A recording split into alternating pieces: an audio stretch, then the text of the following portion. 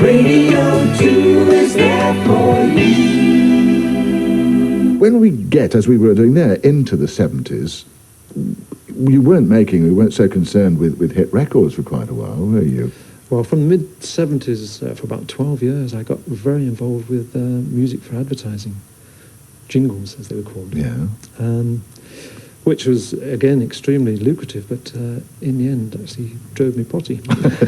How would that sort of side of things work for you as a composer? What would happen? Well, I worked through an agent who were called Airedale, which was George Martin's company, run by a very nice lady called Maggie Rodford. Mm-hmm. And she would give me a call saying, we've been approached for some music for a product, and we've played them your show reel, and they think you'd be the right composer to do this. So can you come along and we'll have a meeting? And they would brief you, sort of telling you more or less how they imagined the music. They would maybe give you a lyric that they'd written, which you had to change around because it didn't actually sing very well. And you would go away and write something and do a little demo and then come back to them and say, well, this is how we see it. Mm. And they'd okay it or not, or you'd go back and make some changes. A lot more time spent on that sort of product than on a single record during the early 60s. I think so, yes. Because eventually you ended up with doing so many changes because there were so many people involved. That produced by committee. Absolutely, yeah. That's what I think drove me potty. I imagine, yes. I've had a similar experience from the speech side on commercials. It does drive you mad when 16 people are telling you different ways of doing it. Absolutely. But you only had to write a piece that would last half a minute, presumably. Mm. Yes, I've written a 15-second thing. In fact, I think I've written a 10-second piece. You were telling me the other day about an instance where you were called on to sort of knock one off in the lunch hour or something. That's right. I was in the studio doing something in the morning, and Maggie from the agency came down and said, can you do something this afternoon? And I said, well, yes, I'm free. And she said, well, you've actually got to write it as well. Could you not go out to lunch and write this other thing for me and do it in the studio this afternoon? So I ended up in the studio all day, having no lunch, but having written 2 jingles. You managed to do it? Yeah. Extraordinary. Have any of your jingles been expanded eventually and used as straightforward records? Yeah, quite a funny story from one jingle I wrote, which was for Butlins Holidays. Can we mention Butlins Holidays? You've done it now. No. Right.